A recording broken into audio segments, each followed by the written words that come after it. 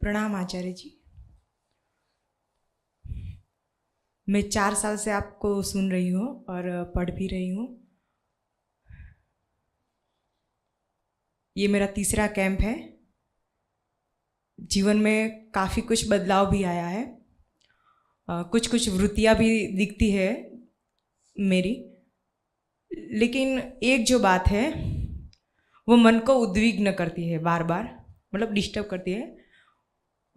मेरी बेटी जो है वो कुछ बिहेवियर करती है या कुछ सोचती है, वो पूरी तरह अपने को अभिव्यक्त नहीं कर पाती है। तभी मुझे चिंता होती है, तो थोड़ी मिनट के लिए मैं उद्विग्न हो जाती हूँ, मतलब चिंता से होती है तब। तो मुझे ये भी पता है कि ये मेरा उसके प्रति मोह है, लेकिन उससे छूट नहीं पाती हूँ मैं। वो भी आपको सुन रही है, वो यहाँ आई भी हुई है, तो मुझे कुछ मार्गदर्शन कीजिए कि मेरा मोह थोड़ा बड़ा।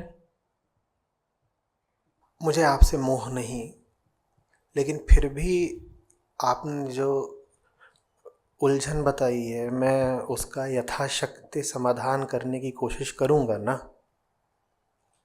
तो समस्या सुलझाने के लिए मोह थोड़े ही चाहिए, बोध चाहिए, चाहिए ना। बेटी से अगर प्रेम है तो आप उसकी उलझने समस्याएं सुलझाना चाहेंगे, है ना? नहीं सुलझाना चाहेंगे? सुलझाना चाहेंगे। और सुलझाव के रास्ते में बाधा है मोह। किसी की भलाई चाहते हो तो उससे मोह मत करो, और किसी रिश्ते में आग लगानी है तो उसमें मोह और आसक्ति ले आओ।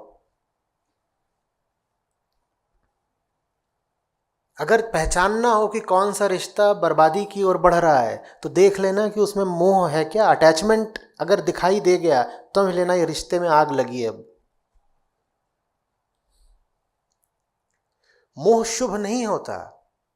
ऐसा नहीं है कि मोह कोई नैतिक मूल्य है जिसका पालन करना चाहिए। मोह एक व्यावहारिक मूल्य है, एक प्रैक्टिकल वैल्यू है वो।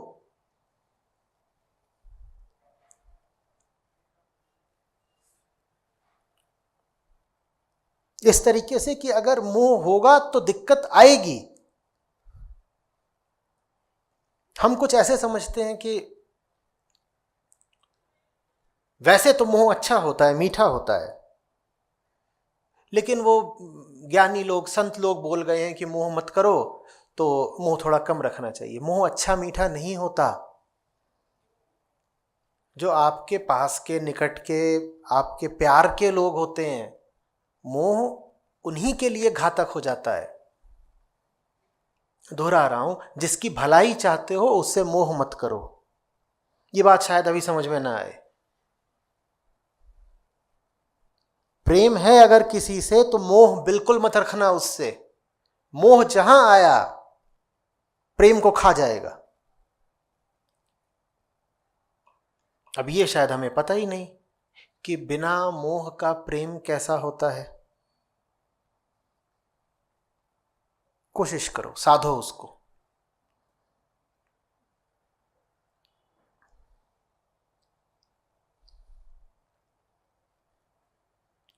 जिससे तुम जुड़ गए उसे बढ़ने कैसे दोगे?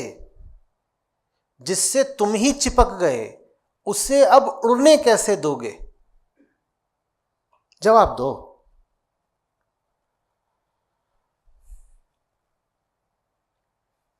मोह पता है ना क्या है? मोह ऐसा है कि बरगद का पौधा लेके उसको कुची कुची गमले में अपने सोनू सोनू कमरे के अंदर रखूंगी और रोज उसको किसी दिया करूंगी।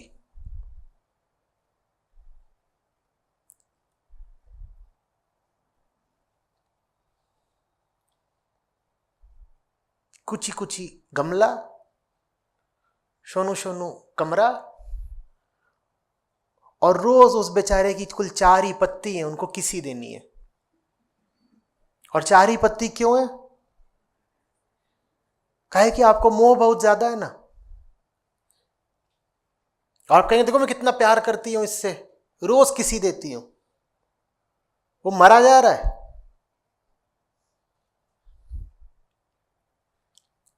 विष चुंबन है ये।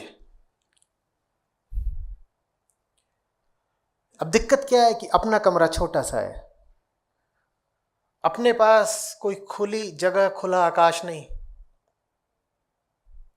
और वो बरगद क्या चाहता है? उसको तो बहुत सारी जमीन और बहुत सारा आकाश चाहिए। मोह है तो क्या करोगे? कमरे में रखे रहोगे। प्रेम है तो क्या करोगे? उसे दूर वहां स्थापित करोगे जहां उसकी भलाई है। ये अंतर है मोह और प्रेम में। मोह होगा तो बोलोगे माय बरगू माय बरगू,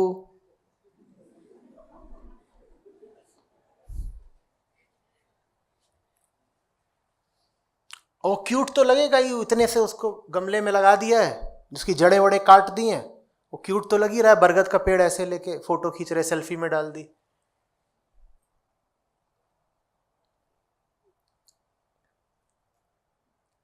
प्रेम होगा तो उसे दूर छोड़ के आओगे, जहां उसकी जड़ें गहरी जा सकें, जहां वो आकाश में उठ सके। अंतर समझ में आ रहा है? मोह और प्रेम अलग अलग ही नहीं होते, विपरीत होते हैं।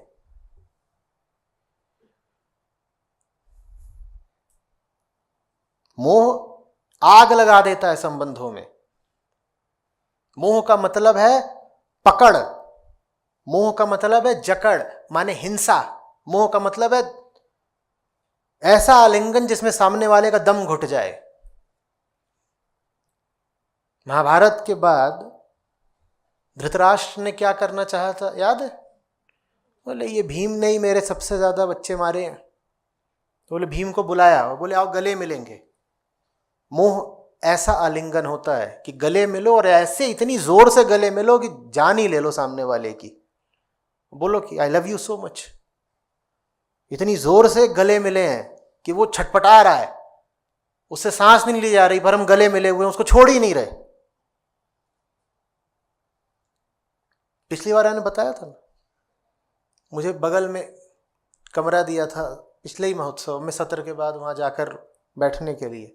वहाँ पर लोगों के, प्रतिभागियों के मोबाइल रखे हुए थे।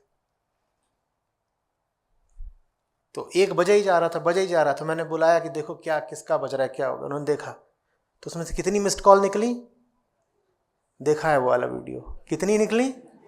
42 मिस्ड कॉल। ये मोह है, ये आक्रमण है, ये हिंसा है। मोह बहुत हिंसात्मक होता है।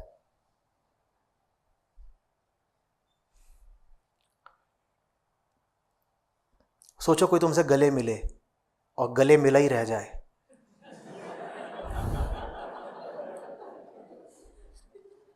कैसा लगा? खौफनाक लगा ना? ये मोह है। प्रेम कहता है गले मिलो, हो गया आलिंगन,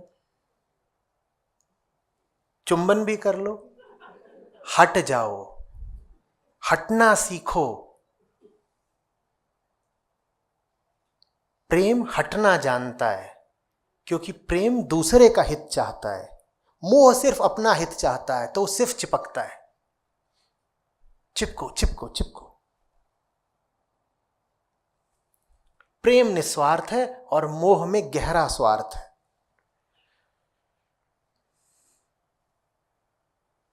विपरीत एक दूसरे के।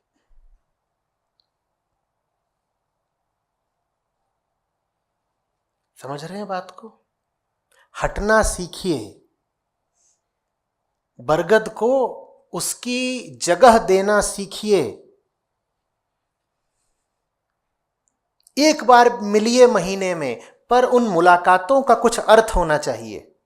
रोज रोज 24 घंटे चिपके हुए हैं एक ही कमरे में, सूंघ रहे हैं एक दूसरे को, क्या है ये? कुहनी मारना सीखो, दूर हट।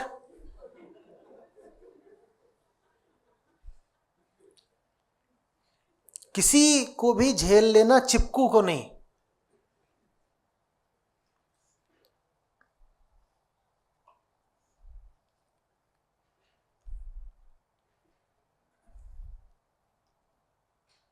साझेदारी में गहराई होनी चाहिए।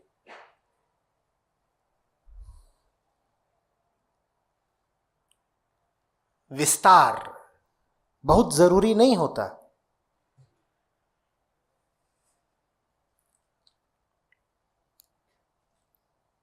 कैसे विस्तार की बात कर रहा हूं? विस्तार माने खाना भी साथ में, चलना भी साथ में, उठना बैठना सोना सब साथ में। ये होता है कि सब कुछ हम तो साथ साथ करते हैं।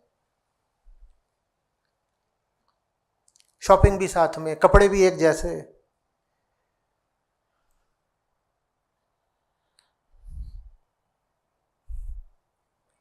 मेरे एक बैचमेट ने यही किया। उसने, उसकी बीवी ने, दोनों ने एक सी टी शर्ट और एक सी जीन्स पहन के फोटो डाल दी। मैंने उसका स्क्रीनशॉट लेके बस उसको भेज दिया। उसका जवाब आया, मुझे माफ कर दे भाई। और बहुत उसने ईमानदारी से और बड़ी बेचारगी में ये एक लाइन लिखी थी, मुझे माफ कर दे भाई। क्योंकि उसको पता था ये बहुत जलील हरकत है।